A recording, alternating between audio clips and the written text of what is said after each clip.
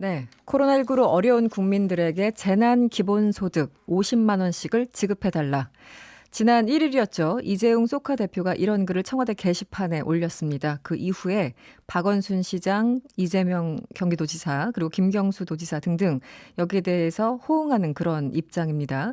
이 시간에는 재난 기본소득을 오래전부터 주장해 오신 분이죠. 이원재 시대전환 공동대표를 모시고 자세하게 얘기 들어보도록 하겠습니다. 어서 오세요. 네, 안녕하세요. 네, 이재용 대표에게 아이디어를 제공하신 분이 이원재 대표라고 들었는데 맞습니까? 네, 아닌데. 저희가 먼저 발표했죠. 이게 시대전환에서 원래는, 네. 정당이니까 네. 정책을 계속 발표하는데 정부에서 코로나 추경 얘기가 나올 때 초기에 저희가 취약계층에게 직접 현금을 지원하는 방식으로 네. 추경의 중심을 잡아야 한다 이렇게 먼저 발표를 했습니다. 네. 근데 그 다음 날에 이재용 대표가 메시지를 보내서 본인이 또 이거를 좀 더 발전시켜서 재난 네. 기본소득이라는 개념으로 개념. 제안을 네. 하겠다고 이야기를 하고 청와대 청원 게시판에 올렸죠. 그래서 그런 계속 거죠. 얘기를 나누면서 지금 뭐 일파만파네요. 뭐 일파만파죠. 경남도지사, 경기도지사, 서울시장까지 나서서 다 이야기를 하고 계신 상황이 돼서 처음 뭐 얘기를 한 건 맞는 거는 같습니다. 그러네요. 네. 기본소득은 워낙 그 이원재 공동대표가 얘기를 오래전부터 하셨었어요. 기본소득 관련해서. 앞에 이제 재난자가 붙은 거고 이것은 이제 코로나19 때문에 그렇게 된 건데 구체적으로 어떻게 하자는 건지 좀 자세하게 설명을 해 주시죠. 네. 그러니까 이 재난기본소득이란 말 자체는 사실은 랩 2050의 윤형중 정책팀장이 가장 먼저 썼어요. 네. 미디어오늘 칼럼에다가 쓰면서 이 화제가 된 건데요. 네. 랩 2050 그 연구소 말씀하시는 그렇지, 거죠. 연구소 뭐 네. 제가 같이 활동하기도 있는. 하는 그런 연구소죠. 근데 이 명칭이 재난 기본소득이란 건 사실 원래 우리가 많이 연구하던 보편적 기본소득하고는 아주 같지는 않습니다. 그렇죠. 보편적 네. 기본소득은 이제 평생 동안 생계 고통이 없어지게 하기 위해서 네. 정기적으로 현금을 조건 없이 개인에게 모두에게 지급하는 그런 제도가 보편적 기본소득제인데 이번 재난 기본소득은 조금 달라요. 개념이 좀 달라요. 경제 재난이 왔기 때문에 네. 코로나 사태가 건강 재난뿐만 아니라 경제 재난이니까 피해 입은 사람들에게 살 수 있도록 소득을 지급해야 한다인 거거든요. 그럼 네. 한시적이고 좀 선별을 해야 되겠죠. 재난의 네네. 피해를 많이 입은 사람들한테 더 줘야 되는 그런 개념인 거죠. 그래서 네. 저희가 생각한 개념은 일단 지금 이재용 소카 대표가 얘기한 것도 그런 거였어요. 지금 본인이 이 교통 산업을 했었잖아요. 네네. 타다, 그런 소카 뭐 이런 것들 하니까 지금 운전하시는 분들, 택시 기사님들이라든지 또 타다 운전하시는 네네. 기사님들이 소득이 좀 불안정해지기 때문에 굉장히 그렇죠. 어려움을 겪는 것 같다. 그래서 네. 이런 분들한테 먼저 소득을 지급해야 된다고 하면서 이 용어를 썼어요. 이름을 그러니까 이게 이름의 이미지라는 게 있잖아요. 네네. 그 단어에서 오는 이미지가 있는데 재난 기본소득이라고 일단 알아듣기 쉽게 표현을 했지만 사실 긴급 지원 수단 같은 개념으로 보면은 되는 걸까요? 그렇죠. 뭐 네. 명칭은 어떻게 해도 상관은 없을 것 그런 같습니다. 거고. 그래서 네. 제가 주장한 개념은 네. 근데 조금 더 넓혀서 네. 비임금 근로자, 다시 말해서 지금 자영업자라고 불리는데 이분들이 개인사업자 등록증 갖고 있는 분들이에요. 네. 고용계약 맺고 있는 노동자가 아니고 다 사업자로 돼 있는데 보통 이 프리랜서들도 여기 들어가고 그렇죠. 소상공인들도 여기 들어가고 가시고 이런 분들이거든요. 이런 분들한테 우선적으로 한 650만 명 되는데 네. 월 30만 원씩 두 달에 걸쳐서 60만 원 정도를 지급하자. 그리고 750만 명의 네. 비정규직 노동자, 일용직 같은 분들이죠. 네. 단시간 노동자 이런 분들에게도 추가로 이 60만 원을 지급하자. 이렇게 지금 저희는 주장을 했었습니다. 네. 뭐 모든 사람들한테 이제 일괄적으로 지불하는 것과 지금 특수한 상황에서 특수한 분들에게 드리는 것과 조금 개념은 달리 해야 되는데 기본적으로 이제 여권에서는 아까 말씀드린 것처럼 뭐 박원순 시장이나 김경수 도지사 같은 경우는 이제 호응하고 있어요. 김경수 도지사 같은 경우는 무려 100만 원을 또 얘기를 했어요. 네. 그렇죠. 그런데 사실은, 반면에 또 심재철 미래통합당 원내대표는 총선용 현금 살포 이렇게 또 표현을 했네요. 어떻게 보십니까? 일단은 네. 황교안 미래통합당 대표가 네. 바로 일주일 전에 이재용 소카 대표의 아이디어를 보고 이런 좋은 아이디어도 있다니 네. 훌륭하다 이렇게 얘기를 하셨었는데 또 이렇게 미래통합당에 얘기하는 게 어떤 생각이신지 좀 궁금하고요. 네. 그리고 사실 김경수 지사라든지 이재명 지사가 이야기하는 개념도 재난기본소득 개념하고 크게 다르진 않습니다. 100만 원씩 모두에게 주자고 했지만 네. 나중에 세금으로 다시 거두자는 거거든요. 나중에 소득이 높은 분들은 100만 원보다 더 거둘 수도 있는 거죠. 그렇군요. 100만 원 받았지만 더 네. 연말정산하면서 그런 방식으로 이제 지금 어려움 겪고 있는 사람들에게 더 주자 이런 이야기인데요. 네. 이런 얘기는 만약에 이 미래통합당에서도 이번 코로나19 추경을 찬성하고 돈을 써야 된다고 생각한다면 네. 이 방식이 가장 좋은 방식이에요. 그렇군요. 대안을 네. 좀 듣고 싶기도 합니다. 어떻게 하자는 것인지.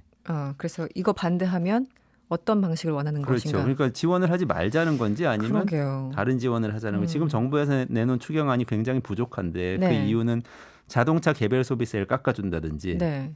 또는 임대인들이 임대료를 낮춰주면은 그걸 세금을 깎아준다든지 이런 식으로 좀 고소득자한테 가는 부분이 좀 많이 있기 때문에 비판을 받고 있거든요. 대상 자체도. 그렇죠. 근데 네. 미래통합당 심재철 원내대표가 이렇게 이게 현금살포, 재난기본소득 현금살포다 이렇게 말한다면 그럼 정부안을 지지한다는 것인지 아니면 아예 하지 말자는 건지 이 네. 입장을 명확하게 할 필요가 있을 것 같아요. 그리고 그 역시 마찬가지입니다. 미래통합당의 김용태 의원이 오늘 오전 라디오에 나와서 현금을 지급할 경우에는 대부분 사람들이 통장에 집어넣고 소비 진작 효과는 미미할 거다 이렇게 평가를 했는데 이게 지금 소비 진작 물론 해서 경기도 살려야 되겠지만 1차적인 거는 지금 정말 집에서 라면이라도 끓여 먹도록 하자 이런 거 아닌가요? 기본적인 취지는? 그렇죠. 월 30만 원, 월 50만 원은 네. 밥이라도 먹게 하자는 거죠. 그러니까 네. 김용태 의원께서는 세비가 계속 나오시겠죠. 그래서 모르실 수도 있는데 지금 네. 자영업자들은 300만 원 벌던 사람이 네. 100만 원 벌게 된 거예요. 그러니까요. 그러면은 이거를 30만 원 생긴다고 저축하는 거는 가능하지가 않습니다. 그렇죠. 일단 써야 되는 네. 거죠. 고정 밥값, 비용들이 있으니까. 그렇죠. 분유값 뭐 나가야 되는 거죠. 네, 네. 지금 청취자분들도 그렇고 일반 국민들도 그렇고 아마 재원이 다 좋은데 어디서 나올 것인가 지금 0019번님도 그 많은 돈이 다 국가에서 어디서 나옵니까 이렇게 질문 주셨는데 방법은 뭔가요? 재원 일단 확보? 시대전환에서 분석했던 안은 네. 이게 1,400만 명에게 60만 원을 지급하면 그럼 1,400만 8조 4천억 원이 나오거든요. 네. 근데 지금 정부에서 발표한 추경안이 11조 원이 넘고요. 그렇죠. 그리고 추경안 플러스 알파라고 해서 30조 원을 이야기하고 있어요. 네, 다른 네. 예산들까지 여기다 투입해서 쓰겠다. 그러면 그중에서 8조 4천억 원은 8조 4천억은 굉장히 큰 돈이지만 작아 보이죠. 전체에 비해서는. 네, 게다가 국가에서 가지고 있는 재난과 관련된 기금이 있습니다. 재난관리기금하고 재해구호기금 두 종류인데 두 종류를 합쳐서 5조 1천억 원. 5조 1천억 원이 지금 통장에 묶여 있어요. 그거는 지금 묶여 있는 그렇죠. 상황입니까? 뭐 산불 나거나 자연재해 나면 쓰는데 네. 지금 이 코로나 사태가 경제 재난이라고 규정을 하면 네. 지방자치자 단체들에게 이야기해서 정부가 쓸 수 있습니다. 그 이거 돈을, 먼저 풀면 그 재원이 있고요. 거기서 기본적으로 한 5조 원 이상 그렇죠. 나오는 거고. 네네. 네. 그리고 예비비가 3조 원 정도 있고 네. 충분히 이제 재정은 만들 수는 있다고 봅니다. 그리고 김경수 지사의 네. 그게 좀 문제예요. 100만 원씩 전 국민에게 주자고 했으니까 50조 원이면 깜짝 놀라실 텐데 네네. 이것도 일단은 재정을 지출하고 그다음에 연말정산을 통해서 회수하자는 이야기이기 때문에 저는 이게 과도하게 이 국가 부채를 늘린다거나 이런 방식으로 가지는 않을 거라고 생각을 합니다. 이게 지금 모자랄 때 일단 채워주고 나중에 걷자 이런 개념이 되는 거죠. 급한 불을 일단 끄고 나중에 그렇죠. 다시 회수할 수 있으면 회수하도록 하자라는 개념들. 특히 회수할 때는 고소득자들이 더 많이 내게 되겠죠. 네. 지금 추경 아까 문제를 지적해 주셨는데 가장 큰 문제는 뭔가요? 아까 말씀하신 것처럼 결과적으로는 그래도 좀 고소득자들이 대상이 되는 것이 아닌가. 그리고 대출을 뭐 해준다고 하지만 그것도 또 소외받는 사람이 있지 않을까 뭐 이런 지적도 있던데 어떻게 보십니까? 이 추경 관련해서는? 그렇죠. 일단은 자동차가 눈에 거슬리죠. 개소세 인하가 있는데 네. 2008년 글로벌 금융위기 때 그 직후에 나왔던 게 신차 보조금이었어요. 맞습니다. 네, 네. 그래서 현대자동차가 그걸 가지고 1조 원을 남겼다는 둥, 뭐 8천억 원을 남겼다는 이런 얘기가 그 뒤에 막 분석이 나왔었는데 이번에도 마찬가지입니다. 물론 대기업도 살아야 돼요. 네네. 그렇지만 가장 나은 편이죠 지금.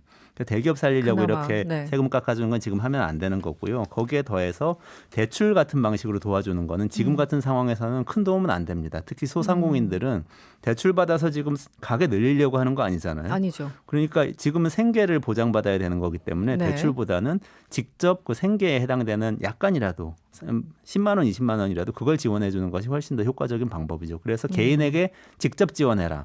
이렇게 기조를 바꿔야 됩니다. 지금까지는 지금 추경안도 계속해서 공급자들 지원하는 거예요. 기업이라든지 네, 임대인이라든지 네. 그러지 말고 개인에게 직접 지원하자는 거죠. 그렇죠. 뭐 5천만 인구가 있으면 5천만 인구가 다 쓰임이 다를 텐데. 이지원님이 상품권으로 주는 건 어떨까요? 이런 문자 주셨고요. 9387번님, 저도 이번에는 찬성합니다. 59년을 저의 노력으로 살아왔는데 이번에는 도움을 받고 싶네요. 수선집을 하고 있는데 너무 손님이 없네요. 이런 문자 주셨고요. 조수민님은 정치인들 무급으로 하고 그 돈으로 어려운 국민한테 나눠주면 안 될까요? 이런 문자도 함께 주셨습니다. 네, 오늘 말씀은 여기까지 듣겠습니다. 지금까지 이원재 시대전환 공동대표였습니다. 오늘 고맙습니다. 네, 감사합니다.